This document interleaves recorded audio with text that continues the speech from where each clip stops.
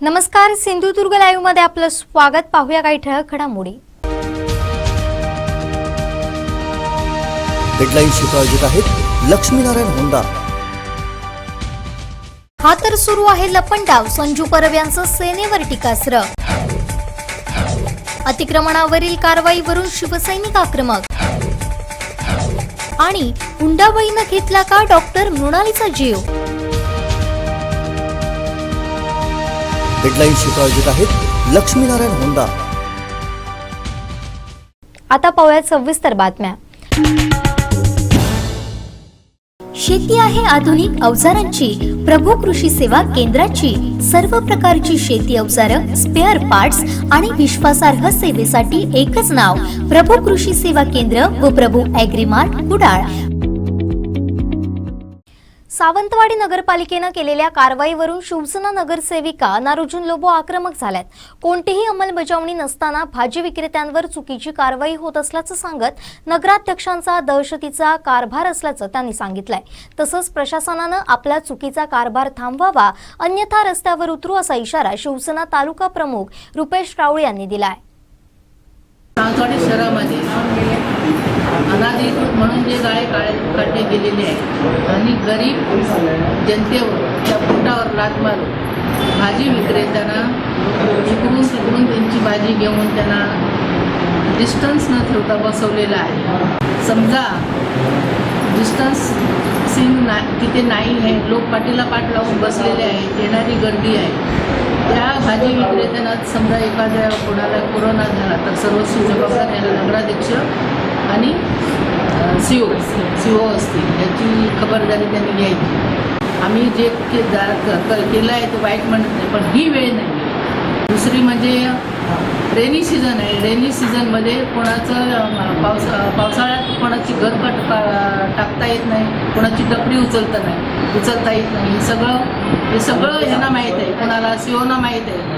तरी असताना त्या लोकांवर आज अनाधिकृत आणि हे करून संपूर्ण सावंतवाडीभर भाजीवाले बसवले आहेत ना.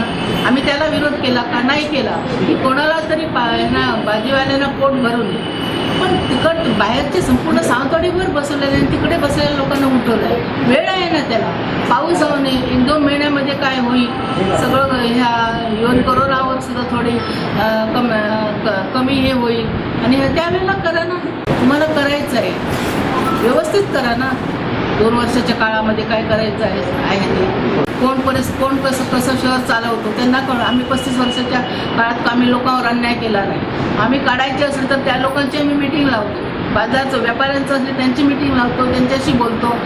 भाजी मार्केटमध्ये असलं त्यांच्या 1-2 वेळा मिटिंग लावतो आणि आम्ही हे करतो.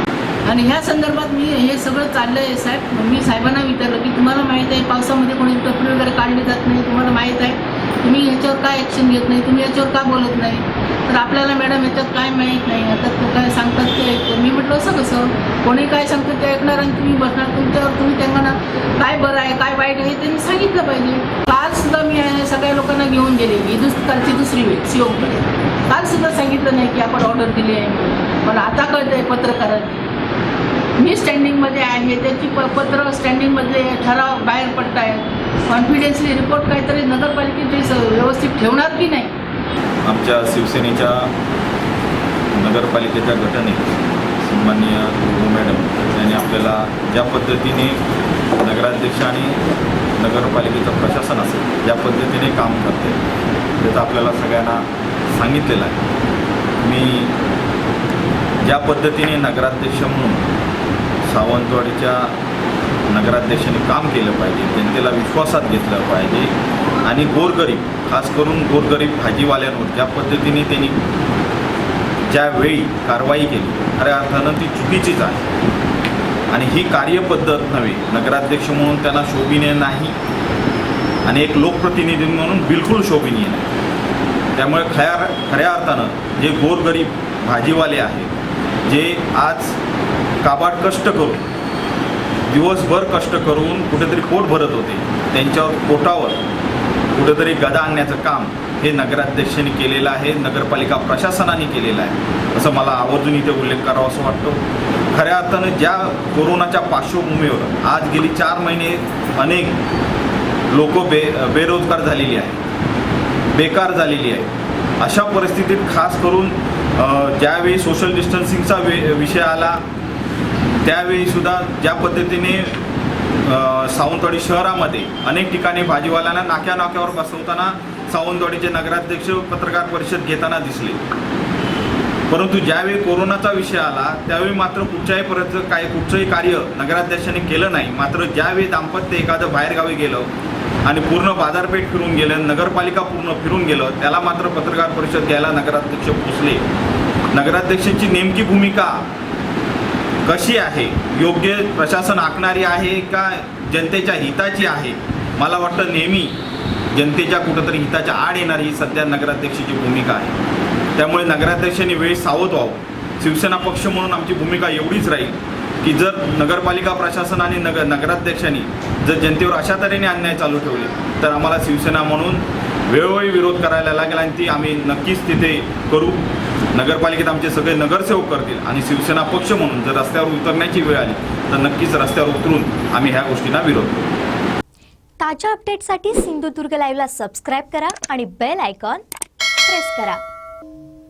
शेती आहे आधुनिक अवजारांची, प्रभू कृषी सेवा केंद्राची. सर्व प्रकारची शेती अवजारं, स्पेअर पार्ट्स आणि विश्वासार्ह सेवेसाठी एकच नाव, प्रभू कृषी सेवा केंद्र व प्रभू ॲग्रीमार्ट कुडाळ. शहरातील अनधिकृत बांधकाम हटवण्याबाबत कौन्सिलमध्ये निर्णय झाला होता. या निर्णयासाठी सर्व शिवसेना नगरसेवकांची मान्यता होती. यावरून नगरसेविका लोबो यांनी गलिच्छ राजकारण करून जनतेची दिशाभूल करू नये असं आवाहन नगराध्यक्ष संजू परब यांनी केलंय. मी आताच कुठेतरी व्हॉट्सअपला वाचलंय, लोबो मॅडमने सांगितलं की भाजी विक्रेत्यांवर अन्याय होतोय. या लोबो मॅडम 15 दिवस गप्प होत्या. काउन्सिलच्या मीटिंगमध्ये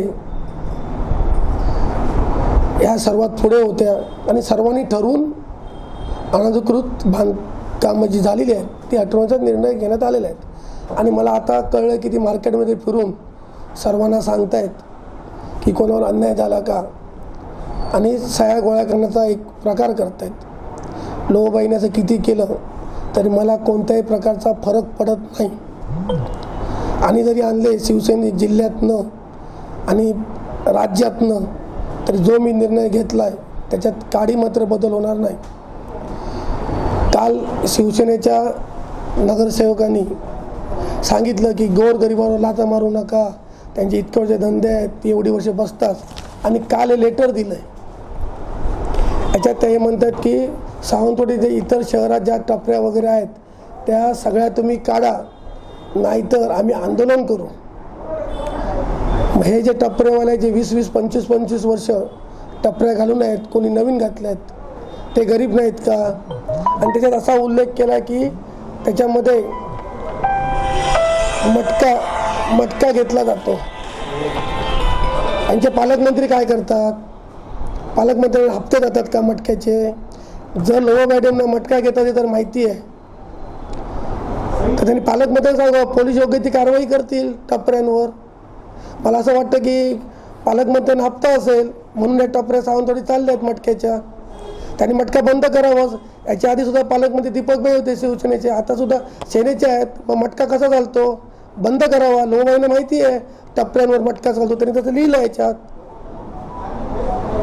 वरती. हप्ता घेतो मटक्यावाल्यांकडनं, त्याचं लेटर पॅड आहे. आता आता मटक्यावाल्यांच्या विरोधात मटक्यावाल्यांचे हप्ते घेऊन मटक्यावाल्यांच्या विरोधात देतोय. माझी सुद्धा इच्छा आहे सावंतवाडी शहरात मटका चालता का म्हणे, पण या पालकमंत्र्याच्या आशीर्वादांमुळे, मागच्या दीपकभाई होते आणि यांच्या आशीर्वादामुळे हा मटका व्यवसाय शहरात, तसा दारू व्यवसायाच्या आशीर्वादामुळे चालतो. सर्वांना माहिती आहे पालकमंत्रीत महत्त्वाचा असतो सुव्यवस्था आणण्यासाठी.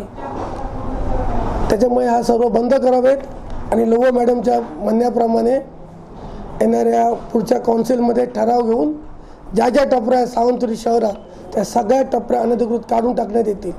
जे लोबोबाईने जे पत्रक दिलं आहे या पत्रकाप्रमाणे काम होईल अशी मी तुम्हाला ग्वाही देतो.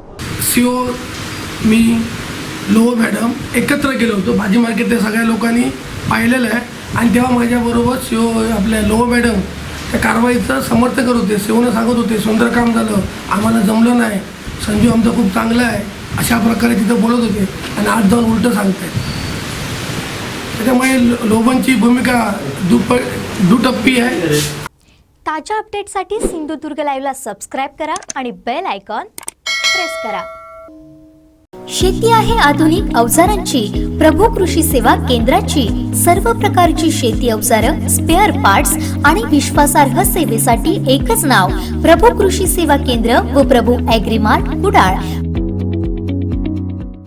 शहरात कोरोना महामारीचा फैलाव झालेला असताना सावंतवाडी नगर परिषदेनं भाजी विक्रेत्यांवर केलेली कारवाई मागे घेण्याची मागणी सावंतवाडी नागरी कृती संघर्ष समिती सिंधुदुर्ग यांच्या वतीनं करण्यात आली. मुख्याधिकारी या नात्यानं नगर परिषदेची मालमत्ता ही जनतेची मालमत्ता असल्यानं यामध्ये एकाला न्याय आणि दुसऱ्यावर अन्याय अशी दुटप्पी भूमिका नगर परिषदेकडून घेऊ नये असं आवाहनही करण्यात आलं. सावंतवाडी नगर परिषदेने गेल्या 4 वर्षात जे रोजगार निर्माण केले होते, आता नगर परिषदेचे नगराध्यक्ष आले आणि 4 दिवसात ते रोजगार करून देते. अतिक्रमण होता, अतिक्रमण पावसाळ्यात काढू शकत नाही असं लेखी पत्र मुख्याधिकारी सावंतवाडी नगर परिषदेने गेल्या वर्षी तिथे आता अपंग व्यक्तीला दिलं. त्याची तक्रार होती की सावंतवाडी अतिक्रमण माझं काढलं तर सगळ्यांची काढा. त्यावेळी लेखी पत्र दिलं की पावसाळ्यात अतिक्रमण काढता येत नाही असा कायदा आहे. आणि आता मात्र पावसाळ्यात ह्या गरिबांची अतिक्रमणं काढण्यात आली आणि ज्यांची अतिक्रमणं काढली नाही अशा लोकांना घेऊन त्यांची आभार प्रदर्शन केली जात आहे. त्यांचे चेहरे दिसत आहेत. ते चेहरे पाहिल्यावर लक्षात येतं की हे आनंदी नाहीत, हे जबरदस्तीने आणलेली माणसं आहेत, जुळापूर आणलेली माणसं आहेत. ही नगरपालिका संस्थानिक आहे, ऐतिहासिक आहे. या नगरपालिकेचा एक महाराष्ट्रात आदर्श आहे. तर आजच्या नगराध्यक्षांनी एक शेतकरी कुटुंबाच्या सुद्धा एक ग्रामीण भागातून आलेले असताना सुद्धा या ग्रामीण भागातल्या शेतकऱ्यांची आज समोर भेटलो. साहेब जर कारवाई करणार असता तर सरसकट कारवाई का नाही? आजपर्यंत फक्त भाजी विक्रेते आणि फेरीवाले हे सोडून कोणती कारवाई नगरपालिकेने केली हे दाखवून द्यावी. आणि यात हे जे शोषण चाललंय याचा आम्ही या ठिकाणी जाहीरपणे आज सर्व पक्षांच्या माध्यमातून जाहीर निषेध. ताज्या अपडेटसाठी सिंधुदुर्ग लाईव्हला सबस्क्राईब करा आणि बेल आयकॉन प्रेस करा. बातमीपत्रात घेऊया छोटीशी विश्रांती. कुठेही जाऊ नका, अजिबात घराबाहेर पडू नका, कोरोनाच्या जाळ्यात अडकू नका. पाहत राहा कोकणचं महाचॅनल सिंधुदुर्ग लाईव्ह.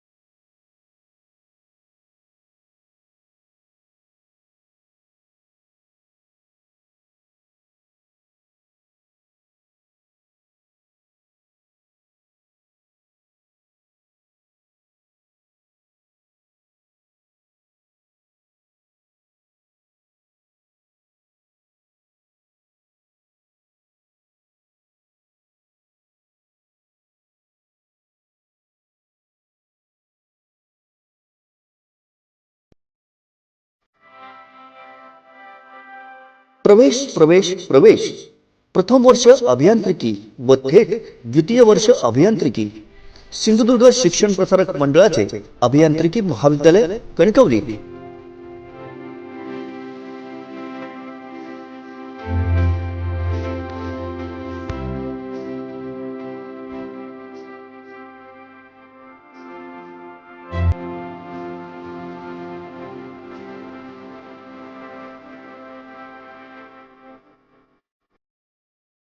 पदवी mechanical, electrical, electronics and telecommunication, computer engineering.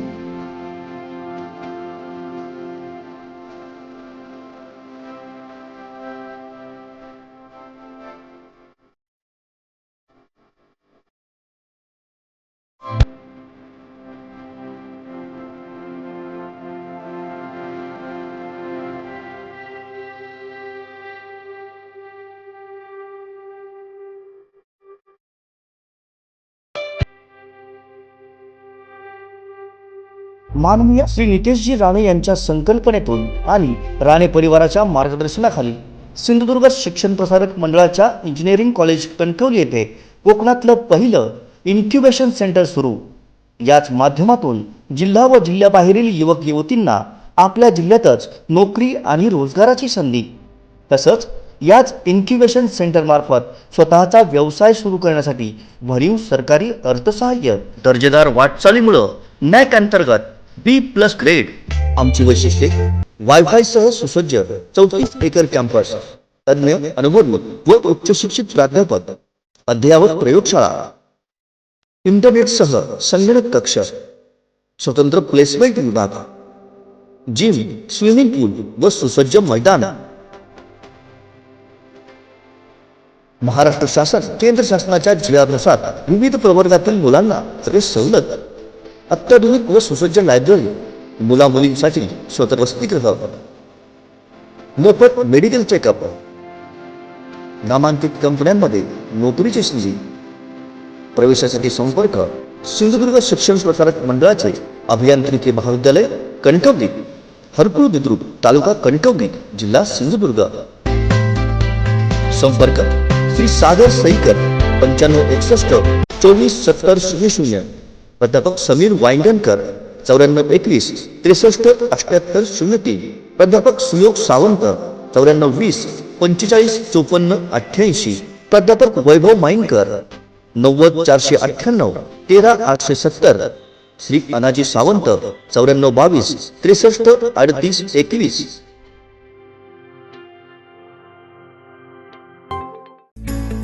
Shri Vijay Durga agro service, साटेली Bhedshi, taluka तोडामार्ग. Stock kits, SCC, शेती अवजारे, रासायनिक खते, कीटकनाशक, बी बियाणं. प्रोप्रायटर भिकाजी गणपत्ते. फोन नंबर 02363 250081 आणि 250168.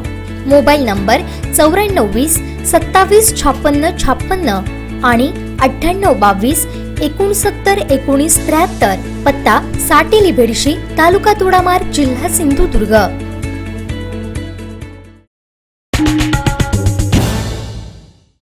विश्रांतीनंतर आपलं पुन्हा एकदा स्वागत. पाहूया यानंतरची बातमी. शेती आहे आधुनिक अवजारांची, प्रभू कृषी सेवा केंद्राची. सर्व प्रकारची शेती अवजारं, स्पेअर पार्ट्स आणि विश्वासार्ह सेवेसाठी एकच नाव, प्रभू कृषी सेवा केंद्र व प्रभू ॲग्रीमार्ट कुडाळ. BAMS ही डॉक्टरी पेशाची पदवी घेऊन डॉक्टर झालेल्या परंतु विकृत पती मिळालेल्या मृणाली सोनवणे या विवाहितेला आपला जीव गमवावा लागला. तो फक्त पैशांच्या हव्यासापोटी वारंवार त्रास देणाऱ्या व व्यवसायानं MD पदवी घेऊन डॉक्टर असणाऱ्या पती हेमंत सोनवणे यांच्यामुळे. खरं तर ही सुशिक्षित समाजाची विकृती म्हटलं तर वावगं ठरू नये. मूळगाव धुळे जिल्ह्यातील विकरण या गावातील व सध्या मुंबई येथील बोईसर इथं डॉक्टर म्हणून सुप्रसिद्ध असलेल्या डॉक्टर संभाजी साळुंखे यांची मृणाली ही एकुलती एक कन्या. आपल्या लेकीला BAMS पर्यंतचं शिक्षण देऊन डॉक्टर संभाजी साळुंखे यांनी मोठ्या कष्टानं व हिमतीनं डॉक्टर केलं. त्यानंतर 30 जानेवारी 2016 डॉक्टर हेमंत सोनवणे यांच्याशी झालं. लग्नात डॉक्टर हेमंत सोनवणे व त्यांच्या कुटुंबानं हुंड्यापोटी सोनं व चांदीच्या दागिन्यांची मागणी केली. सुमारे 22 तोळे सोने तसंच लाखभर रुपये किमतीच्या गृहोपयोगी वस्तू देऊन मृणालीचा विवाह डॉक्टर हेमंत यांच्याशी झाला. मात्र लग्नानंतर वारंवार सासरची मंडळी डॉक्टर मृणालीला आपल्या वडिलांकडून पैसे आणण्यासाठी मागणी करू लागले. अनेकदा पैसे देऊनही मृणालीला सासरच्या मंडळींकडून योग्य ती वागणूक मिळत नव्हती व तिचा शारीरिक व मानसिक छळ सुरू होता. सन 2017 मध्ये मृणालीला पुत्रप्राप्ती झाली. मात्र तरीही मृणालीचा छळ डॉक्टर पती हेमंत सोनवणे वारंवार करतच होते. मुंबई इथं बदलापूर या ठिकाणी मृणालीच्या वडिलांनी आर्थिक मदत करून डॉक्टर हेमंत यांना वैद्यकीय व्यवसाय सुरू करण्यास मदत केली. तसेच विविध प्रकारची आर्थिक मदतही केली. मात्र मृणालीचा डॉक्टर पती हेमंत सोनवणे वारंवार अतोनात आर्थिक, शारीरिक व मानसिक छळ करतच राहिले, असं माहेरच्या लोकांचं म्हणणं आहे. त्याची आर्थिक परिस्थिती नसतानाही आम्ही क्वालिफिकेशन बघून आपल्या समाजाचा आहे याच्याने आम्ही त्याच्याशी विवाह करून दिला. परंतु काही महिन्यांनीच त्यांच्या इतक्या अपेक्षा वाढत गेल्या. त्यांना आम्ही सर्वतोपरी मदत करत गेलो. क्लिनिक टाकून दिलं, जे पाहिजे दागिने, गाडी, सर्व वस्तू आम्ही दिल्या. आणि तोही नवोदयचा विद्यार्थी असून पण विकृत प्रवृत्तीचा होता. त्याने सुरुवातीपासूनच तो असं प्लॅनिंग करत राहायचा, तिला उकसवत राहायचा, व्हिडिओ क्लिप तयार करत राहायचा. आणि काही समाजाला घाबरून प्रत्येक वेळेस आम्ही मुलीला समज देऊन की समाजात आपलं नावं ठेवेल, हे ठेवेल म्हणून दिवस घेऊ नको बेटा. मुलगी नेहमीच सांगत असायची की पप्पा हा सुधरू शकत नाही, हा अतिशय विक्षिप्त माणूस आहे, हा घाणेरडा आहे, दवाखान्यात बसून दारू पितो, तंबाखू खातो. आणि त्याच्यामुळे तिलाही किडस येत राहायची नेहमी. परंतु काही दिवसानंतर मुलगा झाला आणि मुलगा झाल्यानंतरही तो सुधारला नाही. मुली नेहमी आमच्याकडे नेहमी वारंवार तक्रार करत असायची.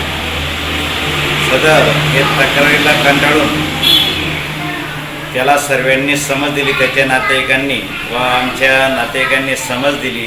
त्याच्यानंतर तो बोलतो मी आता बदलापूर येथे जातो. बदलापूर येथे जाऊन त्याने व्यवस्थित प्लॅनिंग करत राहिला आणि 5-6 महिन्यानंतर त्याने व्यवस्थित आमच्या विनवण्या केल्या. परत एकदा आम्ही पाठवलं आणि पाठवल्यानंतर त्याने 23 तारखेला या 23 तारखेला त्याने व्यवस्थित प्लान करून दुपारच्या टायमाला तिचा खून करून तिने फाशी घेतली आहे असं दर्शवलं. आणि आमची आणि शासनाची आणि पोलिसांची दिशाभूल केली आहे त्याने. अशातच 8 दिवसांपूर्वी मृणालीचा मृत्यू झाला. मृणालीनं गळफास घेतला असा दावा तिचे पती डॉक्टर हेमंत सोनवणे व सासरच्या मंडळींनी केला. मात्र मृणालीचे आई वडील यांनी पती डॉक्टर हेमंत यांनीच आपल्या मुलीचा खून केला अशी फिर्याद बदलापूर पोलीस ठाण्याला दिली आहे.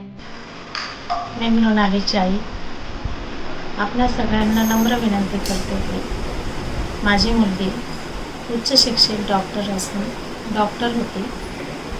तिचं लग्न आम्ही उच्च शिक्षित MD डॉक्टर हेमंत प्रताप सोनवणे याच्याशी करून दिले. काही दिवसांनी समजले की तो उच्च शिक्षित डॉक्टर असूनही विकृत मनोवृत्तीचा होता. त्याने माझ्या मुलीचे पैशांसाठी मानसिक आणि शारीरिक छळ सुरू केला आणि शेवटी त्याने 23 तारखेला तिला गळा दाबून मारून टाकलं.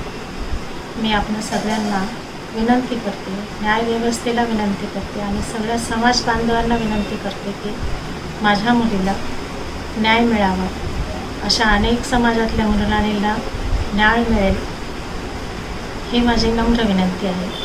मृणालीच्या वडिलांच्या फिर्यादीवरून बदलापूर पोलिसांनी पती डॉक्टर हेमंत याला 2 दिवसांपूर्वीच अटक केली असून पुढील तपास सुरू आहे. मृणालीस लवकरात लवकर न्याय मिळावा अशी मागणी तिचे वडील डॉक्टर संभाजी साळुंखे यांनी केली आहे.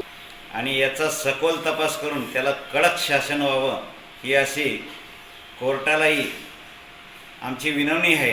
कोर्टाला आणि समाजालाही मी सांगू इच्छितो समाजाला की समाजाने अशा विकृत प्रवृत्तीच्या माणसांना आणि समाजाच्या धाकाने याचे नरधाम मोकाट सुटतात आणि पाहिजे तसे कृत्य करत राहतात.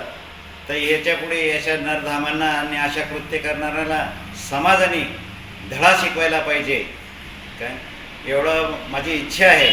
आणि खऱ्या अर्थाने तीच श्रद्धांजली मृणाली आणि याच्या पुढील अशा अनेक मृणालींना ही खरी श्रद्धांजली राहील. आणि अशा मृणाली व्हायला नको समाजात, म्हणून समाजाने त्यांच्यावरती बहिष्कार टाकावा अशी माझी प्रामाणिक इच्छा आहे.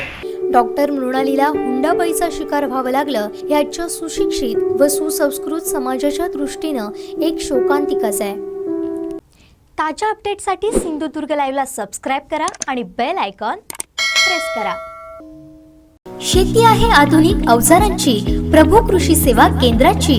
सर्व प्रकारची शेती अवजारं, स्पेअर पार्ट्स आणि विश्वासार्ह सेवेसाठी एकच नाव, प्रभू कृषी सेवा केंद्र व प्रभू ॲग्रीमार्ट कुडाळ. केंद्रीय मंत्रिमंडळाच्या बैठकीत बुधवारी नवीन शिक्षण धोरणाला मंजुरी देण्यात आली आहे. या धोरणात मातृभाषेला नक्की काय स्थान आहे, जाणून घेऊयात राज्याच्या भाषा सल्लागार समितीचे सदस्य डॉक्टर प्रकाश परब यांच्याकडून. नाही, प्रथम दर्शनी पाहता काही फार मूलभूत अशा प्रकारचं परिवर्तन या धोरणामध्ये केलेलं नाहीये. मागचं जे धोरण होतं त्याच्यामध्ये काही किरकोळ अशा प्रकारचे बदल त्यांनी केलेले. मुख्य म्हणजे जो पॅटर्न होता 10+2+2+3 हा जो बदल तो त्यांनी वेगळ्या पद्धतीने केलेला आहे आणि त्याच्यामध्ये त्यांच्या म्हणण्यानुसार 10वी आणि 12वी यांना जे स्पर्धात्मक युगामध्ये जे अतिरिक्त अशा प्रकारचं महत्व आलं होतं ते थोडं कमी होईल असं त्यांचा अंदाज आहे. 2-3 तरतुदी त्याच्यामधल्या चांगल्या आहेत. एक तर म्हणजे ग्रॉस एनरोलमेंट रेशो जो आहे तो आता 22-23% आहे. म्हणजे शालेय शिक्षण घेऊन महाविद्यालयात येणाऱ्यांचं प्रमाण प्रगत देशांच्या तुलनेमध्ये खूपच कमी आहे. हे 2035 पर्यंत त्यांना 50% करायचे. त्यामुळे हे एक फार महत्ववंशी अशा प्रकारचं पाऊल आहे. आणि एकूण जीडीपीच्या 6% खर्च करावा असं प्रस्तावित आहे, जे आतापर्यंत कधीच शक्य झालेलं नव्हतं. पण मला असं वाटतं की त्याच्यामध्ये मध्यंतरी अहवाल प्रसिद्ध झाल्यानंतर त्रिभाषा सूत्राच्या संदर्भामध्ये मोठा गदारोळ देशामध्ये उडला होता आणि त्यांनी ती जी शिफारस होती ती संपूर्ण देशामध्ये त्रिभाषा सूत्राचं काटेकोरपणे पालन व्हावं यासाठी पावलं उचलली जातील. तर ती तरतूदच त्यांनी या अंतिम अहवालामध्ये गाळून टाकलेली आहे. आणि मला वाटते खरं म्हणजे ते करायला काही नको होतं की जर समजा त्रिभाषा सूत्र असेल आणि गेले 20-30 वर्ष त्याची अंमलबजावणी दक्षिण भारत सोडून प्रभावी होत असेल तर उर्वरित भारतामध्ये सुद्धा त्याची अंमलबजावणी करायला हवी होती. परंतु त्यातून सरकारने माघार घेतलेली आहे असं दिसतंय. दुसरं म्हणजे स्थानिक भाषेच्या संदर्भात म्हणजे माझा संबंध मराठी भाषा आणि संवर्धनाशी संबंधित असल्यामुळे मी प्रामुख्याने शिक्षणाच्या इतर घटकांऐवजी भाषेसंबंधी ज्या तरतुदी आहेत त्याच्या संदर्भात बोलेल. मुख्य तरतूद त्यांनी अशी केली आहे की 1ली ते 5वी पर्यंत मातृभाषेतून किंवा स्थानिक भाषेतून शिक्षण मिळावं अशा प्रकारे त्यांनी शिफारस केली आहे. पण आता ही शिफारस आहे की हा आदेश आहे हे काही त्यातून स्पष्ट झालेलं नाहीये. कारण आता 5वी पर्यंत मातृभाषेतून शिक्षण कशाला. खरं म्हणजे पेठारी कमिशनने 1966 साली शालेय शिक्षण संपूर्णपणे तर मातृभाषेतून व्हायला जावं पण विद्यापीठीय शिक्षणामध्ये सुद्धा भारतीय भाषांचा माध्यम भाषा म्हणून समावेश करायला पाहिजे होता अशी शिफारस केलेली आहे. परंतु 1986 नंतर क्रमाक्रमाने शिक्षणातील मातृभाषांचं महत्व कमी होत गेलं आणि आता तर कमालीचं म्हणजे इंग्रजीकरण शिक्षणाचं इतकं वाढलेलं आहे की फार थोडे लोक आपल्या मातृभाषेतून किंवा स्थानिक भाषेतून शिक्षण घेतात. अशा परिस्थितीमध्ये खरं म्हणजे या अहवालामध्ये ठोस भूमिका घेण्याची आवश्यकता होती की शालेय स्तरावर प्राथमिक स्तरावर म्हणजे 5वी पर्यंत तरी किमान सक्तीचं मातृभाषेतून शिक्षण देण्याची आवश्यकता होती. पण तशा प्रकारे कुठल्याही प्रकारचा उल्लेख त्यांनी केलेला नाही. त्यांनी फक्त असं म्हटलेलं आहे की 5वी पर्यंत शिक्षणाचं माध्यम मातृभाषा किंवा स्थानिक भाषा असेल आणि शक्य असेल तर 8वी पर्यंत मातृभाषेतून शिक्षण घ्यावं अशी शिफारस केलेली आहे. पण याला काही सक्तीचं स्वरूप नाहीये. तर त्यामुळे ही तरतूद देखील अंमलबजावणीच्या दृष्टीने अगदी कमकुवत ठरणार आहे असं मला वाटतं. त्रिभाषा सूत्राच्या संदर्भात मध्यंतरी बोललं तर एक संपूर्ण देशाला म्हणून एक स्वतंत्र असं एक भाषा धोरण जे होतं त्रिभाषेचं तर त्या संदर्भामध्ये सरकारने तपशील या अहवालामध्ये माघार घेतलेली आहे. त्यामुळे आता सरकारसमोर आता पर्याय आहे की मातृभाषेतील शिक्षणाच्या संदर्भामध्ये नक्की काय भूमिका आहे. कारण त्यांनी पुढे असं म्हटलंय की उच्च शिक्षणासाठी जी पुस्तकं लागतील स्थानिक भाषांतून ती सुद्धा गरजेनुसार उपलब्ध करून दिली जातील.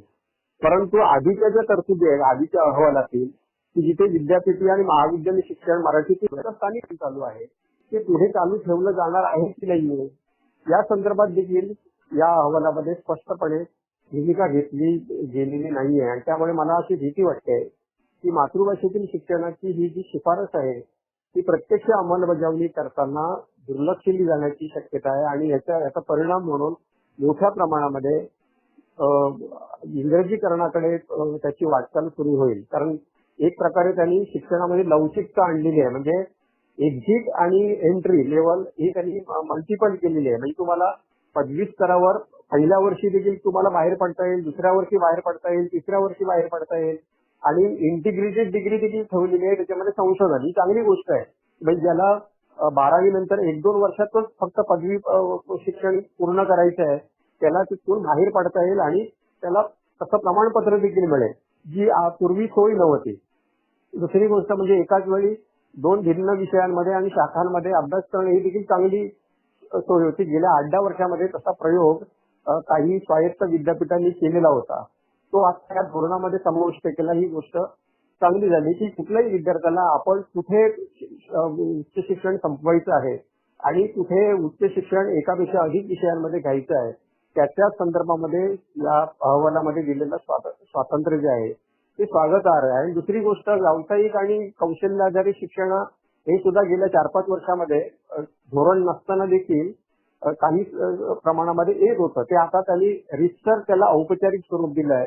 ते म्हणजे शालेय पातळीवर 6वी नंतर देखील एखाद्या विद्यार्थ्याला जर समजा व्यवसाय शिक्षण घ्यायचं असेल तर त्याला तशा प्रकारची अनुभूती असेल. त्यामुळे मोठ्या प्रमाणामध्ये रोजगाराशी संबंधित अशा प्रकारचं कौशल्याधारित शिक्षण हे पुढे केवळ महाविद्यालय स्तरावर होतं ते आता मोठ्या प्रमाणामध्ये शालेय शिक्षण स्तरावर सुरू होईल अशी शक्यता निर्माण झाली आहे. त्यामुळे हे जे बदल आहेत ते काळाची पावलं आणि एकूणच रोजगार निर्मिती यांना समोर ठेवून केलेलं आहे आणि त्याचं स्वागतच करायला पाहिजे. पण याच्या अंमलबजावणीच्या संदर्भामध्ये या धोरणामध्ये स्पष्ट अशा प्रकारची आदेशात्मक अशी प्रकारची काही भूमिका घेतली नसल्यामुळे पुढे काय होईल याच्याबद्दल अभ्यासकांमध्ये शंका आहे. मला देखील असंच वाटते की याच्या जोडीने याच्या अंमलबजावणीच्या संदर्भामध्ये सरकार नक्की काय करणार आहे की आणि पुन्हा एक चांगली गोष्ट याच्यामध्ये केली आहे की मल्टिपल रेग्युलेटर्स होते. म्हणजे विज्ञान विषयक शिक्षण, तंत्रज्ञान विषयक शिक्षण, वैद्यकीय शिक्षण याचे वेगवेगळे केले.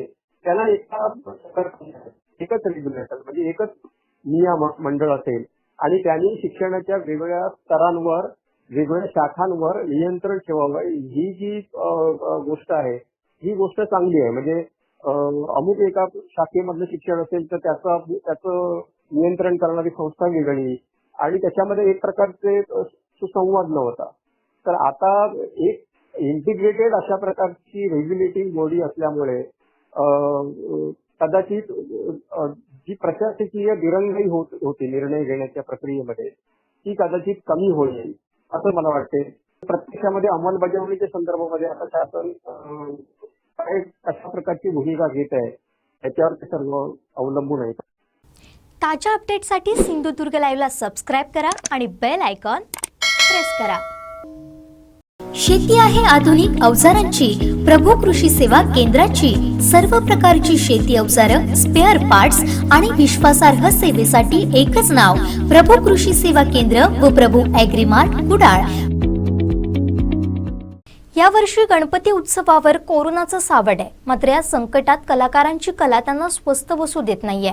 या सर्व समस्यांवर मात करत कुडाळ तालुक्यातील निरुखे तेरसेवाडीतील राजेंद्र गोविंद माळके या गणेश मूर्तिकारानं देवा काळजी रे असं म्हणून गणरायाच्या सुबक मूर्त्या बनवून आपली कला जिवंत ठेवली आहे.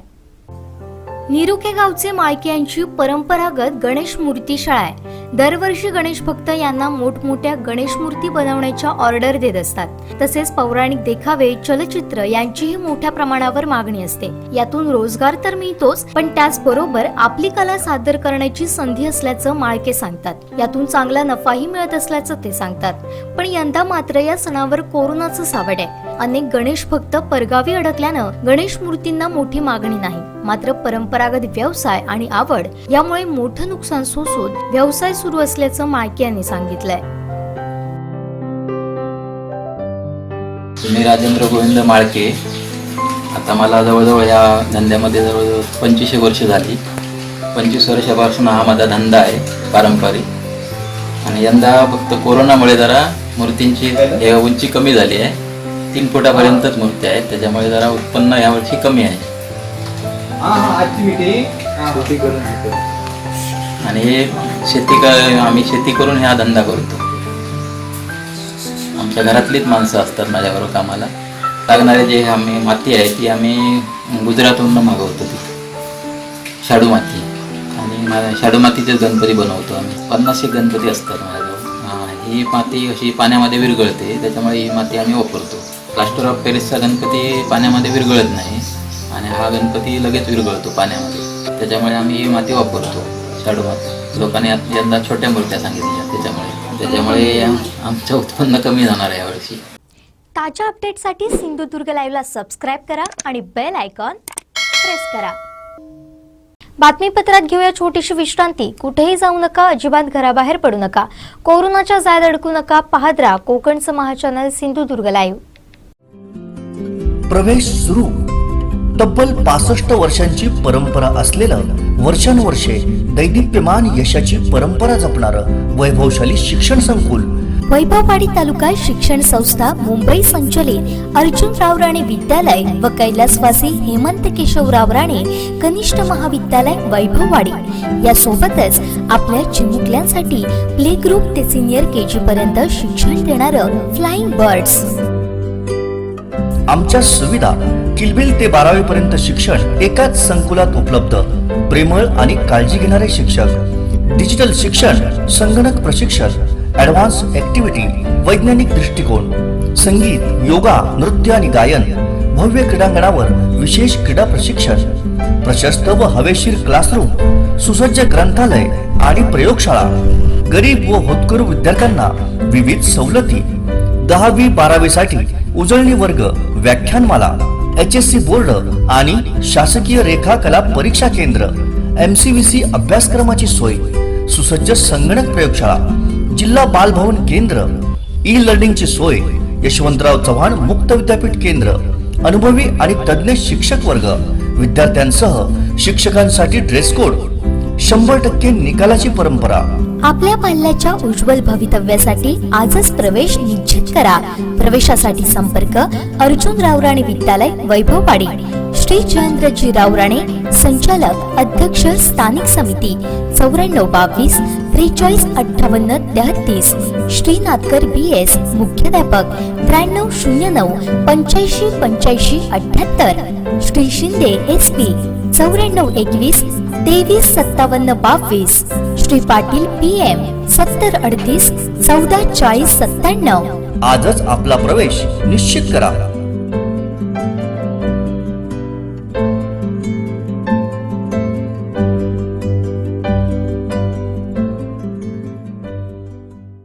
आता कोकणात घ्या आपल्या मालकीची जागा आणि घर, तेही अत्यंत माफक दरात. होय, तुमचं स्वप्न साकार करेल सिंधुदुर्ग पॅराडाईज. GVP रियालिटीचा आणखीन एक दैदिप्यमान प्रकल्प,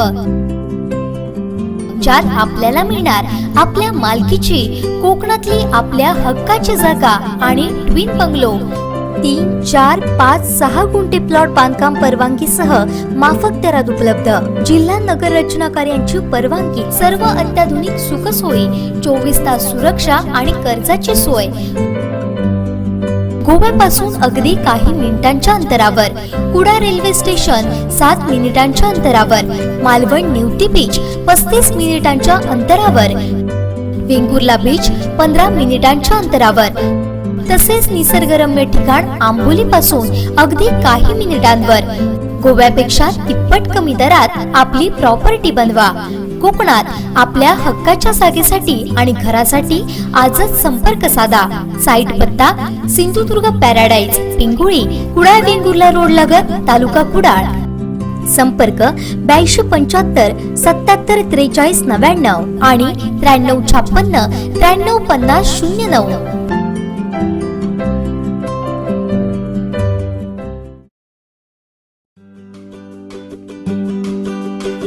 भविष्यात डॉक्टर, इंजिनियर व्हायचे स्वप्न बघताय? आता नीट, जेई, NDA सारख्या परीक्षांसाठी पुणे, मुंबई, कोटा इथं कशाला जायचं? आता देश पातळीवरील नामांकित संस्था परफेक्ट अकॅडमी आपल्या सिंधुदुर्गात. आपल्या घराजवळच राहू, सुरक्षित राहू आणि यशस्वी हो. परफेक्ट अकॅडमी आता प्रथमच आपल्या जिल्ह्यात घेऊन येते स्कॉलर्स इंटिग्रेटेड बॅच, खास 11वी 12वी सायन्सच्या विद्यार्थ्यांसाठी. 11वी 12वी, जेई, नीट, NDA एकत्रित पद्धतीनं बोर्डाचा आणि प्रवेश परीक्षांचा अभ्यास. 8वी ते 10वी, जेई, नीट, IAS फाउंडेशन कोर्स. 8वी ते 10वी सायन्स आणि maths, English, semi English, CBSE आणि स्टेट बोर्ड. 5वी आणि 8वी स्कॉलरशिप एक्झाम कोचिंग. वैशिष्ट्य, नीट, जेई मध्ये तज्ज्ञ असलेल्या कोटाच्या शिक्षकांचे कुडाळमध्ये दररोज लेक्चर्स. दररोज 6 तासांचे लेक्चर्स. 2 वर्षात 4000 पेक्षा जास्त तासांचं नियोजन.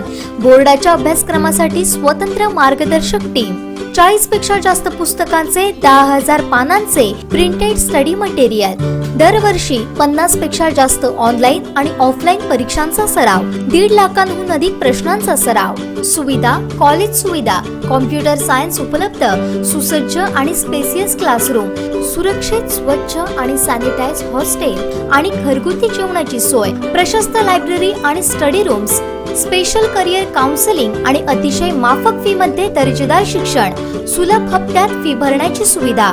सिंधुदुर्ग जिल्ह्यातून पहिल्याच दणक्यात IIT मध्ये मुलं पाठवणाऱ्या क्लासला आजच ऍडमिशन घ्या. संपर्क प्रोफेसर राजाराम परब 9325 01 74 58, श्री शुभम पारसेकर 8412 86 38 80, 70 45 06 91 44, सौ अंकिता परब 86 68 11 08 82.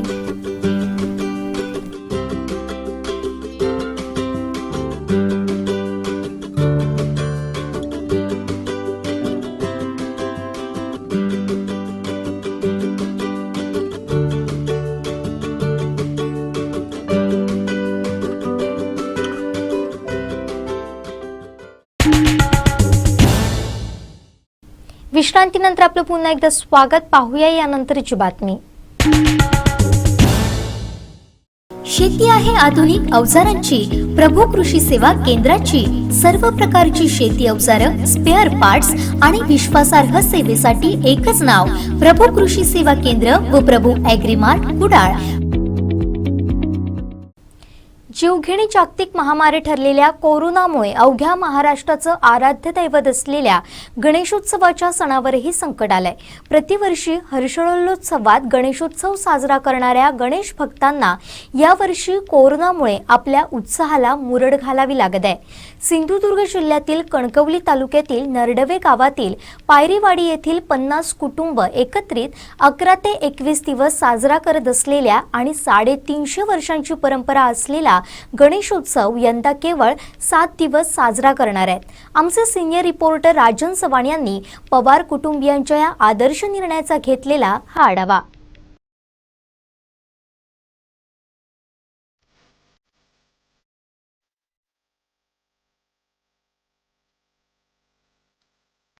गणपती सर्वच गणेश भक्तांचंच नव्हे तर सर्वच भाविकांचं असलेलं आराध्य दैवत. यंदाही गणेशोत्सव तोंडावरती येऊन ठेपलेला आहे आणि अशा अवस्थेमध्ये बघितलं आपण तर संपूर्ण जगभरामध्ये कोरोनासारख्या महामारीनं थैमान घातलेला आहे. कोकणामध्ये गणेशोत्सव हा अत्यंत महत्त्वाचा सण. प्रत्येक घरोघरी सार्वजनिक गणेशोत्सव असतील किंवा घरगुती गणपती याच्या माध्यमातून गणपतीचं आगमन होतं, प्रतिष्ठापना केली जाते आणि मनोहय पूजाभावी केले जाते आणि त्याचं विसर्जन जे काय असेल ते सुद्धा पुढच्या वर्षी लवकर या असं म्हणत धुमधडाक्यात केलं जातं. परंतु यावर्षी कोविडच्या महामारीमुळे गणेशोत्सवावरती सुद्धा संकट आलेलं आहे. सिंधुदुर्ग जिल्ह्यातील कणकवली तालुक्यातील नरडे गावातील पायेवाडी येथील पवारांचा गणपती हे या कोविडच्या गणपतीच्या पार्श्वभूमीवरती गणेशोत्सव साजरा करण्यामध्ये एक वैशिष्ट्यपूर्ण असं ठरलेलं आहे. पवारांचा गणपती कशा पद्धतीने यावर्षी साजरा केला जाणार आहे ते आपण त्यांच्याकडे जाणून घेणार. आपण आता आहोत नरडे पायेवाडी येथील पवारांच्या गणपतीच्या मंदिराच्या स्थळी. आपल्यासोबत येथील काही नागरिक आहेत. नेमकं ते गणेशोत्सव साजरा कसा करतात, पूर्वपीठिका नेमकी काय आहे या गणपतीची, काय महत्त्व आहे या गणपतीचं, नवसाला पावणारा म्हणून गणपती कशा पद्धतीनं हा पवारांचा गणपती संपूर्ण जिल्ह्यामध्ये प्रसिद्ध आहे हे आपण जाणून घेऊया. या वाडीतील ज्येष्ठ नागरिक अंकुश पवार आपल्यासोबत आहेत. अंकुशजी, काय सांगाल, पूर्वपीठिका या गणपतीची नेमकी कशी आहे? कधीपासून हा गणेशोत्सव आपण साजरा करताय? तर या ठिकाणी आमचा पूर्वज देहू हे ज्या वर्षी इथं स्थायिक झाले तिथपासून हा सार्वजनिक उत्सव म्हणूनच साजरा केला जातो. या संपूर्ण पवार कुटुंबातील हा एकच गणपती आहे आणि याला साधारण म्हटला तर आज 6वी पिढी चालू आहे. म्हणजे 350 वर्षाची परंपरा या गणपती उत्सवाला आहे. आणि हा गणपती या नरडवे गावातील जे मोठे गणपती असतात त्याच्यापैकी आमच्या पवार कुटुंबियांचा एक हा मोठा साधारण 4 ते 5.5 उंचीपर्यंतही असू शकतो. आणि दरवर्षी हा उत्सव आम्ही पवार कुटुंबीय जवळजवळ 50 कुटुंब आहेत आमची, ती आजपर्यंत हा उत्सव आम्ही एकत्र येऊन सर्वांच्या सहकार्यातून या ठिकाणी दरवर्षी आनंदात साजरा करतो. जवळपास 50 कुटुंबांमध्ये बघितलं तर कोणाचाच घरगुती गणपती असा नाही आहे, हा एकच गणपती आहे. त्यासोबत बघितलं आपण तर प्रत्येक गावोगावी पण बघितलं ते कोकणामध्ये एक परंपरा असते की प्रत्येक कुटुंबामध्ये त्यांचे पूर्वज जे काय असतील त्यांचा एखादा एक आकार आपण ज्याला म्हटलं जातं किंवा जे काय शुभकार्य असेल तर त्याची सुरुवात प्रथमतः आपल्या घरच्या आकाराला गारणं घालून त्याची विनवणी करून त्याची पूजा करून केली जाते. आपल्या पायरवाडीमधील पवार कुटुंबियांमध्ये काय ह्याच्या संदर्भात सांगा? हे सुद्धा आमच्या एक कुटुंबाचं वैशिष्ट्य म्हणावं लागेल की आमचा जो आकार आहे तो सुद्धा इथं ज्या ठिकाणी आम्ही गणपतीची स्थापना करतो त्या मंदिरामध्येच आहे. प्रत्येकाच्या घरी कोणाचे वडिलांची नारळ वगैरे ठेवून असं काय पूजा करतात तसा प्रकार या ठिकाणी नाही आहे. आणि त्या आकाराला प्रत्येक सणाच्या दिवशी आम्ही एकत्र निवेद दाखवतो आणि सगळ्यांच्या रखवालीचं श्रीफळसुद्धा आम्ही एकच ठेवतो आणि गारणं घालत असतो प्रत्येक सणाला. हे अत्यंत महत्त्वाचं आहे की 50 कुटुंबांचा जवळपास 450 ते 500 माणसांचा पवारांचा असणारा हा गणपती सगळ्यांचा एकच गणपती, त्यासोबतच सर्वच कुटुंबियांचं म्हणून एकच आकार. खरं म्हणजे हे एक विलक्षण आणि एक कदाचित एकमेव अद्वितीय असं एक उदाहरण असू शकतं संपूर्ण जिल्ह्यामध्ये. नेमकं आत्तापर्यंत गतवर्षीपर्यंत पवारांचा गणपती जो का प्रसिद्ध आहे जिल्ह्यामध्ये, इथं गणेशोत्सव साजरा कसा केला जायचा हे आपण येथील गोपाळ पवार यांच्याकडे जाणून घेऊया. काय सांगाल, गणेशोत्सव साजरा करण्याची आपली परंपरा कशी आहे? गणेशोत्सव साजरा करण्याची परंपरा आमची फार मोठी आहे. आम्ही गणेशोत्सव धूमधडाक्यात साजरा करतो जेणेकरून सगळ्यांना त्याच्यामध्ये आनंद त्यांचा गगनात मावण्याचा होतो. अशा प्रकारे आम्ही त्यांचा हा गणपती उत्सव साजरा करतो. साधारणतः आम्ही गणपती 11 दिवसापासून ते 42 दिवसापर्यंत गणपती ठेवतो. याच्यामध्ये गौरी गणपती गौरी गणपती हा सण आम्ही मोठ्या प्रमाणात साजरा करतो जेणेकरून ते सुवासिनी असतात, वौसा देतात. तो एक आमच्याकडे फार मोठा कार्यक्रम असतो. दुसरं म्हणजे गणेश विसर्जन असतं. त्या दिवशी आम्ही संपूर्ण माणसं वाडीतील एकत्र येऊन तो साजरा करतो विसर्जनचा दिवस. तसंच विसर्जनच्या दिवशी आम्ही जे आपल्या वाडीतील ज्येष्ठ नागरिक असतील किंवा कुठं मुलं मोठी मुलं ज्यांनी विद्या संपादन प्राधान्य असे काय गोष्टी केल्या असतात तर त्यांचा आम्ही सत्कार करतो इथं जेणेकरून त्या मुलांना प्रोत्साहन मिळावं. तिसरी गोष्ट, ह्या 11 दिवसामध्ये आम्ही जवळजवळ इथं भजनांचा कार्यक्रम मोठ्या प्रमाणात साजरा करतो. करमणुकीचे कार्यक्रम आम्ही इथं ठेवतो जेणेकरून सगळ्यांचा उत्साह दुधगणित वाढावा हा आमचा एक हेतू असतो त्याच्यामध्ये आणि त्याप्रमाणे आम्ही असा हा गणपती साजरा करतो. जवळपास 11 दिवस तर आपल्याला हा गणपती आपण म्हणता येतो सार्वजनिक गणेशोत्सव असतोच, परंतु जास्तीत जास्त किती दिवस आपल्याकडे गणपती हा गणेशोत्सव साजरा केला होतो? जास्तीत जास्त आम्ही 42 दिवस हा गणपती साजरा करतो मोठ्या प्रमाणात. आणि त्यावेळी आम्ही इथं भजनं ठेवतो, करमणुकीचे कार्यक्रम ठेवतो, बाहेरची भजनं ठेवतो. आतील अजून कोणाचे काय प्रश्न असतील ते पण इथं आम्ही आमच्या गजाननाकडे मांडतो.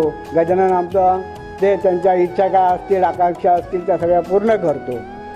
बघितलं आपण तर की पवारांच्या गणपतीकडे जवळपास किमान 11 दिवस ते अगदी 42 दिवसापर्यंत इथं गणपतीची इथं प्राणप्रतिष्ठापना केली जाते आणि मनोभावे 42 दिवसापर्यंत सुद्धा इथं गणपतीची सेवा केली जाते.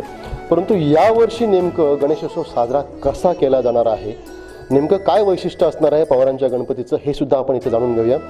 लहू पवार आपल्यासोबत आहेत, या संदर्भात माहिती देणार. लहूजी, काय सांगाल, यावर्षी कोविडची पार्श्वभूमी आहे, या पार्श्वभूमीवरती आपण गणपती उत्सव कशा पद्धतीने साजरा करत आहे? आमचा गणपती हा नेहमी दरवर्षी 5 फूट उंचीचा असतो.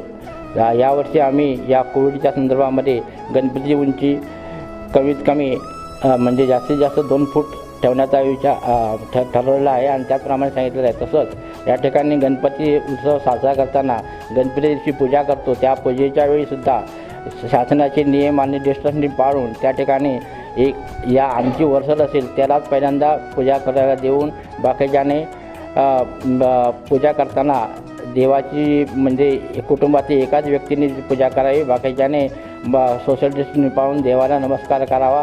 अशा प्रकारची आमची या ठिकाणी नियोजन आहे की जेणेकरून कोणालाही त्याच्यापैकी आमची माणसंच आहेत 400 ते 500, त्यामुळे या ठिकाणी कोणाला त्रास होऊ नये अशा प्रकारचा आमचा हा विचार आहे.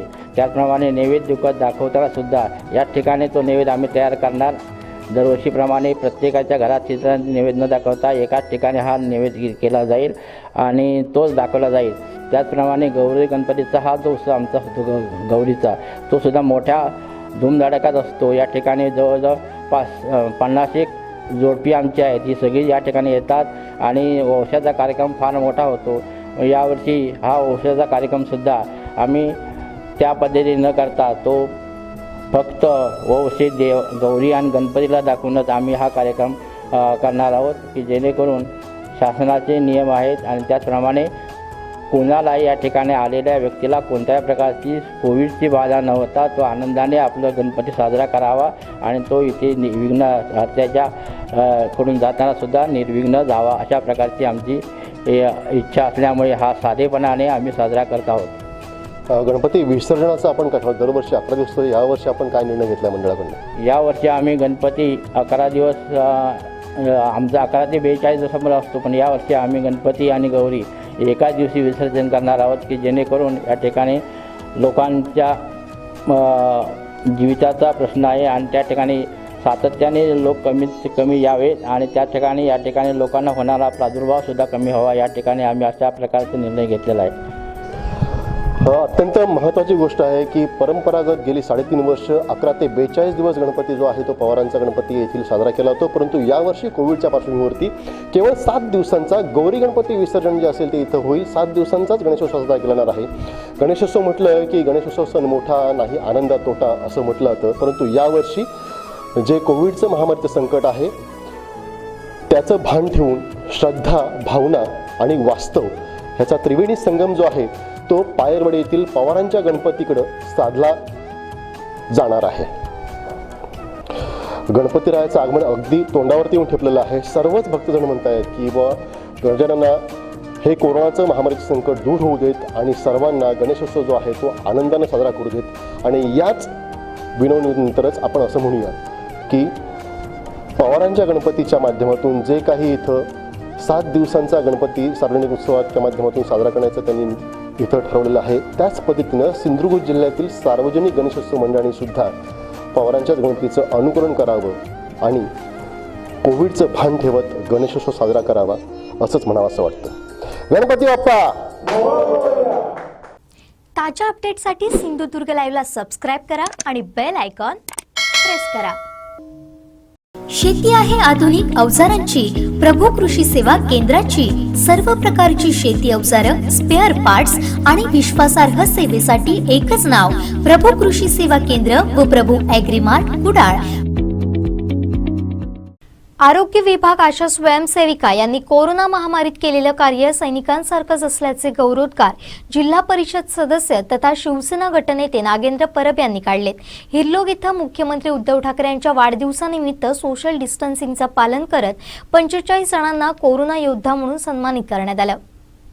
शिवसेना पक्षप्रमुख तथा महाराष्ट्राचे मुख्यमंत्री उद्धव ठाकरे यांच्या वाढदिवसानिमित्त वेताळ बांबर्डे शिवसेना विभाग पदाधिकारी शिवसैनिक यांच्या वतीनं जिल्हा परिषद सदस्य तथा गटनेते नागेंद्र परब यांच्या सौजन्यानं हिरलोक इथं कोविड योद्धा कृतज्ञता कार्यक्रमाचं आयोजन करण्यात आलं होतं. कोरोना लढ्यात सर्वांचं रक्षण करण्यासाठी वेताळ बांबर्डे विभागातील आरोग्य विभाग, आशा स्वयंसेविका, पोलीस पाटील, सरपंच व त्यांची टीम सातत्यानं सेवाभावी वृत्तीनं कार्यरत आहे. त्यांच्या कार्याच्या सन्मानार्थ कोरोना योद्धा कृतज्ञता कार्यक्रम आयोजित करण्यात आला होता. कार्यक्रमाचं उद्घाटन शिवाजी विद्यालय हिरलोकचे माजी मुख्याध्यापक बच्चाराम झेंडे यांच्या हस्ते करण्यात आलं. या कार्यक्रमात 45 जणांना कोरोना योद्धा म्हणून सन्मानित करण्यात आलं, तर 48 जणांनी रक्तदान केलं.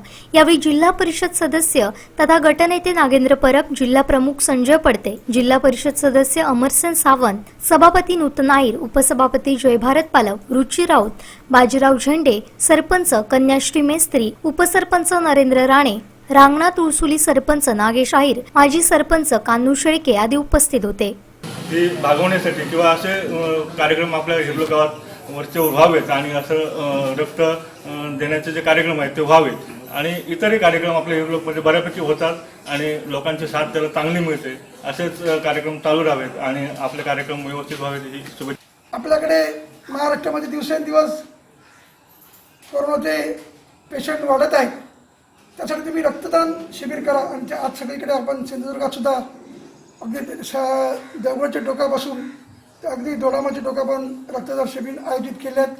मी खरोखरच नागेंद्र परब यांचं अभिनंदन करतो की अतिशय या जिल्हा परिषद मतदारसंघात हिरलोक सारख्या एका ग्रामीण भागात, शहरी भागात नेहमी रक्तदान शिबिर असतं, पण ग्रामीण भागातून आपण जी सुरुवात केली ही कौतुकास्पद आहे. कारण शेवटी काही ठिकाणी ग्रामीणातले लोक घाबरत असतात की रक्तदान आम्ही कसं करायचं, काय करायचं, पण एकदा ती भीती गेली की ती भीती जाते.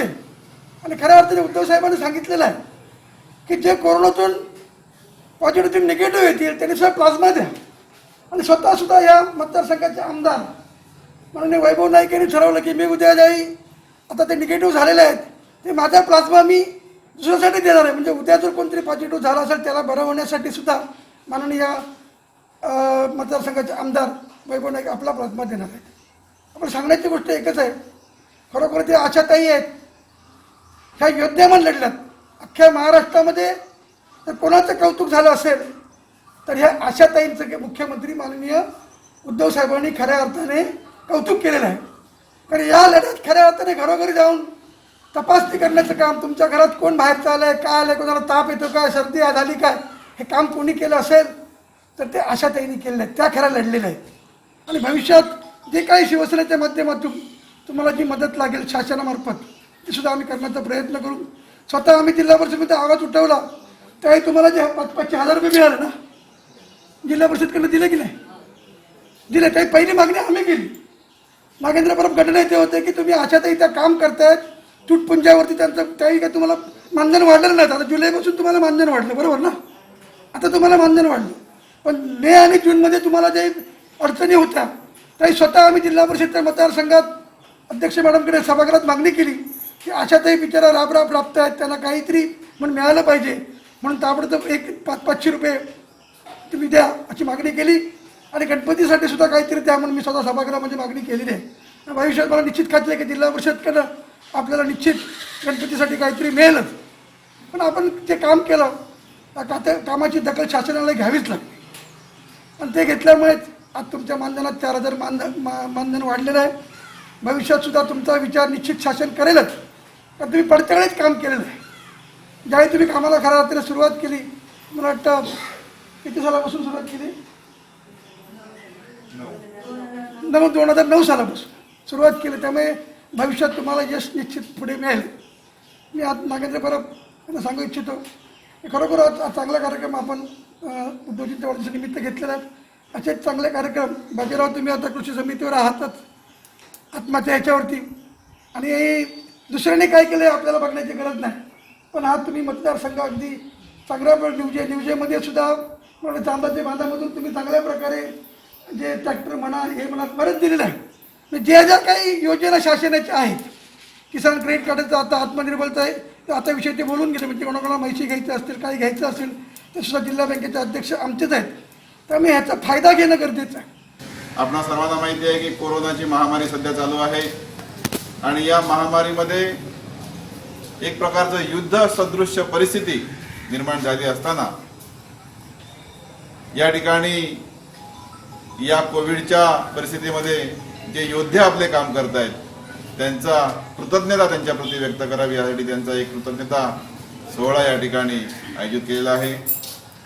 फक्त रक्तदानासारखे जर कार्यक्रम असतील, सामाजिक काही उपक्रम असतील तर सोशल डिस्टन्सिंगचं पालन करून ते कार्यक्रम तुम्ही करा, पूर्ण करून घ्या, अशा प्रकारचे आदेश सर्व शिवसैनिकांना दिलेले होते. आणि शिवसेना हा पक्ष आदेश पाळणारा पक्ष असल्यामुळे आज आपण या ठिकाणी पाहतो. पडते साहेब, खरं तर हिरलोक गावामध्ये ज्यावेळी आमची नुसती पक्षाची जेव्हा साधी मिटिंग जरी असली तरी 100-150 माणसं सहज आमच्या समोर उभी असतात, बसलेले असतात. पण या ठिकाणी मुद्दामहून आज सोशल डिस्टन्सिंगचं पालन व्हावं म्हणून आपणास सुद्धा लांब लांब बसवलेलं आहे आणि समोर बसलेली माणसं सुद्धा त्यांना त्यांच्या अंतरावर बसून आणि जी अपेक्षित माणसं आहेत तेवढ्याच माणसांना या ठिकाणी बोलवून आपण हा कार्यक्रम करतो आहोत.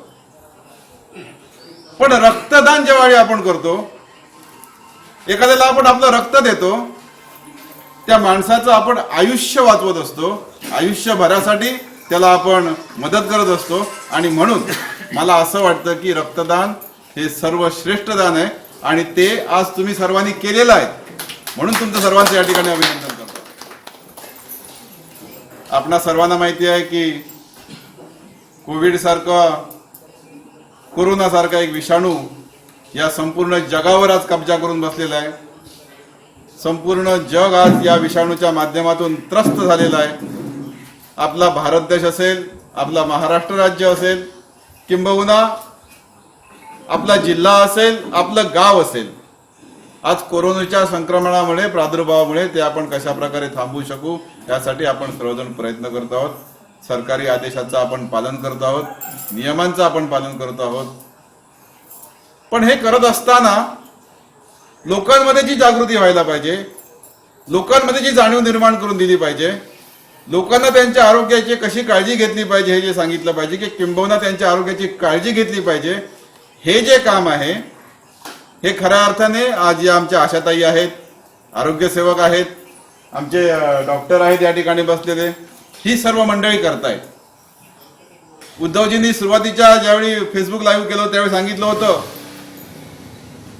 की एक प्रकारचं युद्ध आपण हे लढतोय आणि या युद्ध लढत असताना ही सर्व मंडळी त्या युद्धामध्ये योद्ध्याचं काम करतायत, सैनिकाचं काम करतायत, जेणेकरून आपलं आरोग्य चांगलं राहिलं पाहिजे. आणि म्हणून अशा प्रकारचं काम जी माणसं करतायत, सामाजिक बांधिलकी म्हणून या सर्व लोकांची कृतज्ञता म्हणजे ते करत असलेल्या चांगल्या कामाचं ऋण कुठेतरी आपण व्यक्त केलं पाहिजे, कृतज्ञता त्यांच्याप्रती आपण व्यक्त केली पाहिजे. म्हणून आज आपण त्यांच्या या ठिकाणी एक छोटेखानी सत्कार आपण या ठिकाणी आयोजित केलेला आहे.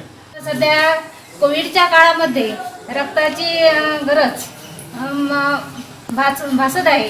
या रक्तदात्यांनी जास्तीत जास्त रक्तदात्यांनी आपलं रक्त देऊन आपण सामाजिक कार्य करावं आणि आपल्या या हिरलोक गावामध्ये शिवसेनेच्या माध्यमातून प्रत्येक वेळी बरेच कार्यक्रम कृषीच्या माध्यमातून असू दे किंवा इतर कार्यक्रम सुद्धा बऱ्याच होत असतात आणि या गावात लोकांचा प्रतिसादही प्रत्येक कार्यक्रमाला चांगल्या प्रकारे देत असतात.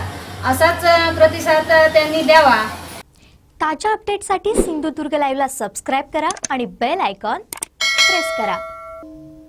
शेती आहे आधुनिक अवजारांची, प्रभू कृषी सेवा केंद्राची. सर्व प्रकारची शेती अवजारं, स्पेअर पार्ट्स आणि विश्वासार्ह सेवेसाठी एकच नाव, प्रभू कृषी सेवा केंद्र व प्रभू ॲग्रीमार्ट कुडाळ. केंद्र सरकार सातत्यानं जनविरोधी धोरण राबवत आहे. यात कामगारांसह सामान्य माणूस भरडला जातोय. केंद्र सरकारच्या जनविरोधी धोरणांना विरोध करण्यासाठी सर्व केंद्रीय संघटना एकवटल्या असून या विरोधात सह्यांचं निवेदन राष्ट्रपतींना पाठवलं जाणार आहे. हे निवेदन ऑनलाईन असून याला मोठ्या प्रमाणात प्रतिसाद देऊन आपला विरोध दर्शवण्याचं आवाहन कामगार नेते सुकुमार दामले यांनी केलंय. आपण गेले कित्येक दिवस सरकारच्या धोरणाविरुद्ध आवाज उठवत आहात. 22 मेला तुम्ही निदर्शनं केली, 3 जुलैला केली आणि सगळ्याच कष्टकऱ्यांची जी वाईट अवस्था आहे त्याला वाचा फोडण्याचा प्रयत्न करतात. पण सरकार आहे त्याच मार्गाने चालू आहे. त्यांच्या धोरणामध्ये काही फरक पडत नाही आहे. हे लोकांच्या, सर्व लोकांच्या, फक्त आपल्याच जे युनियनचे मेंबर्स आहेत त्याच्या पलीकडे जाऊन सर्वांना हे ज्ञात करणं, त्यांच्या लक्षात आणून देणं, हा प्रयत्न आयटक करणार आहे. त्याच्याकरता म्हणून एक सूचना केली सगळ्याच केंद्रीय श्रमिक संघटनांना की आपण एक निवेदन तयार करावं राष्ट्राध्यक्षाच्या नावाने आणि त्याच्यावर सह्या घ्यावा सगळ्या आपल्या मेंबर्सच्या, आपल्या सदस्यांच्या, त्यांच्या कुटुंबियांच्या, जे जे आपल्याला संपर्कामध्ये येतील तो जास्तीत जास्त संपर्क करायचा प्रयत्न करायचा आणि त्यांच्या सह्या घ्यायच्या, जेणेकरून ही जी आपलं म्हणणं आहे ते सर्वांना कळावं, सरकार काय करतंय हे सर्वांना कळावं, हा प्रयत्न आहे. आम्ही हे निवेदन ऑनलाईन टाकणार आहोत. एक change.org म्हणून एक वेबसाईट असते, त्याच्यावरती ज्यांच्याकडे ईमेल आहेत ते ईमेल उघडून त्याच्या साईटवर क्लिक करून आपलं नाव त्याच्यामध्ये घालू शकतात. ती सही झाली ऑनलाईन. कुटुंबामध्ये ज्यांच्याकडे असेच ईमेल्स आहेत त्यांची नावं ॲड करा असं आमचं आव्हान आहे. ज्यांच्याकडे नाही आहेत, ईमेल नाही, तर त्यांनी बाजूला पडायची काही गरज नाही आहे. युनियन्सला आमचं आव्हान आहे की त्यांनी आपल्या लेटरहेडवर प्रत्यक्ष कागदावर सगळ्यांच्या सह्या घ्याव्या. ते लोकांच्यामध्ये सर्क्युलेट करावं, आपलं निवेदन सर्क्युलेट करावं, आपापल्या भाषामध्ये ते भाषांतरित करून सर्क्युलेट करावं. आत्ता आयटक केंद्रातर्फे इंग्लिश आणि हिंदीमध्ये ते प्रसारित होतं आहे. मी ते मराठीमध्ये इथे उपलब्ध करून देईन आणि अपेक्षा आहे की सर्वच राज्यामध्ये आपापल्या भाषेमध्ये ते प्रसारित केलं जाईल आणि सह्या घेतल्या जातील. आनंदाची गोष्ट ही की आपले जे बरोबर चालणारी केंद्रीय श्रमिक संघटना आहेत, INTUC आहे, C2 आहे, HMS, AICCTU, LPF, त्याच्यानंतर मोठमोठी associations, bank, LIC, GIC, steel, coal, हे सगळे लोक त्याच्यामध्ये आहेत आणि सगळ्यांनी ते निवेदन प्रसारित करायचं ठरवलं आहे आणि सगळे लोक त्याच्यावर सह्या घेतील. आपण हा कार्यक्रम एक आपसामधली कॉम्पिटिशन म्हणून चालवावा की कोण जास्तीत जास्त सह्या आणतं, कोण जास्तीत जास्त ह्याचा प्रचार करतं. मुद्दा हे जास्तीत जास्त लोकांच्यापर्यंत निवेदन घेऊन जाणं आणि त्याच्यामध्ये त्यांचा सहभाग घडवून आणणं. त्यांनी त्याच्यावर सही केली की तो सहभाग झाला. आपण जी नेहमीची निदर्शनं करतो त्यापेक्षा एक पाऊल पुढे आहे. त्याच्यामध्ये आपण प्रत्यक्ष सहभाग घडवून आणण्याचा प्रयत्न करतो आहे. ते तुम्ही कराल असं मी अपेक्षा करतो आणि हे आपल्या आंदोलनाचं एक भरीव पाऊल आपण टाकू अशी अपेक्षा करतो. ताज्या अपडेटसाठी सिंधुदुर्ग लाईव्हला सबस्क्राईब करा आणि बेल आयकॉन प्रेस करा. शेवटी ठळक घडामोडी पुन्हा एकदा. हेडलाईन्सची प्रायोजित आहेत लक्ष्मीनारायण होंडा. हा तर सुरू आहे लपंडाव. संजू परब यांचं सेनेवर टीकास्त्र.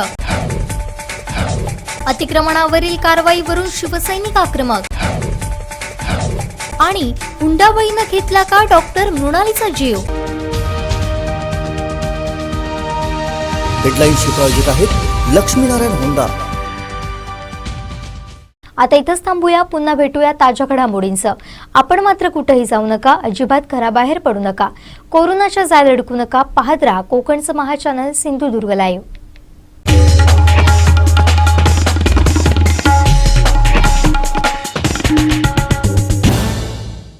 डॉइट्सफार ट्रॅक्टर ओपन चॅलेंज असेल हिम्मत तर या मैदानात. डॉइट्सफार ट्रॅक्टर खरेदीवर अनुदान, प्रशासकीय लाभ मिळवण्यासाठी कृषी विभाग कृषी अधिकारी यांच्याशी संपर्क साधा. अधिक माहितीसाठी Sindhudurg tractor agro agency Shirgaon इथं अवश्य भेट द्या. सिंधुदुर्ग जिल्ह्यातील शेतकरी बांधवांना खुश खबर, ड्वाइट्स फार ट्रॅक्टरची जिल्ह्यातील मेन डीलरशिप आता शिरगाव देवगड इथं ड्वाइट्स फार सादर करत आहे. ट्रॅक्टर मधील 3 सिरीज ट्रॅक्टरची मॉडेल आणि त्याची वैशिष्ट्ये. मॉडेल 3E सिरीज 35-40 42 HP मध्ये उपलब्ध. इंधन कार्यक्षम engine, constant match gearbox, diesel युक्त सह हायड्रोलिक, सर्वोत्कृष्ट बोनेट, डायग्राम क्लच, तेलात बुडालेले ब्रेक, इस्टिमेस्ट कस्टर, पूर्ण सीलबंद एक्सेस. मॉडेल ॲग्रोलक्स सिरीज 45, 50, 65 आणि 60 HP मध्ये. मॉडेल ॲग्रोमॅक्स सिरीज 45 ते 80 HP मध्ये उपलब्ध. शक्तिशाली इंजिन, सर्वोत्तम आरामदायी, तेलात बुडालेले ब्रेक, स्वतंत्र PTO, संपूर्ण सिक्रोमॅश गिअरबॉक्स, मजबूत rear axle double clutch DCIL, 4 wheel drive. सर्व इंजिन मध्ये ट्रॅक्टरची मॉडेल उपलब्ध. वेट्स फार ट्रॅक्टर सेल सर्व्हिस, फेअर मशिनरी आणि शेतकरी अवजारे मिळण्याचे जिल्ह्यातील एकमेव ठिकाण Sindhudurg tractor agro agency, all India repairing workshop, Shri Pavanai मंदिरानजीक, शिरगाव, देवगड निपाणी हायवे, तालुका देवगड, जिल्हा सिंधुदुर्ग. मोबाईल 800791 9884 आणि 94052 26085. प्रोप्रायटर श्री सीताराम जाधव. तुमचा यशाचा राजमार्ग सिंधुदुर्ग अकॅडमी. प्रवेश सुरू. Admission open. IIT, JEE, NEET, MST CET and NATA NDA coaching आणि स्टेट बोर्ड परीक्षांची तयारी. ऑनलाईन बॅचेस सुरू. मर्यादित जागा, उच्च शिक्षित आणि अनुभवी शिक्षक, प्रशस्त इमारत.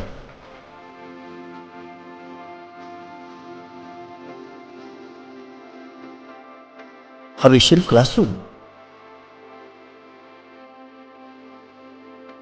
सुसज्ज लॅबोरेटरी, बस तसंच वसतिगृहाची सोय. आजच आपला प्रवेश निश्चित करा आणि निश्चिंत व्हा. तुमच्या यशाचा राजमार्ग Sindhudurg academy. Shri Pushpasen Sawant junior college, Mumbai Goa highway, वाडी हुमरबळा, कुडाळ, जिल्हा सिंधुदुर्ग. सचिव इंद्रायणी शिक्षण प्रसारक मंडळ. अधिक माहिती आणि प्रवेशासाठी संपर्क Parab sir 9158 78 83 45. Parab madam 94 052 38 763. Rupnar sir 94 20 97 78 22. Rahul sir 94 033 50 474. Mungekar sir 70 577 44 88 5. Sindhudurg academy.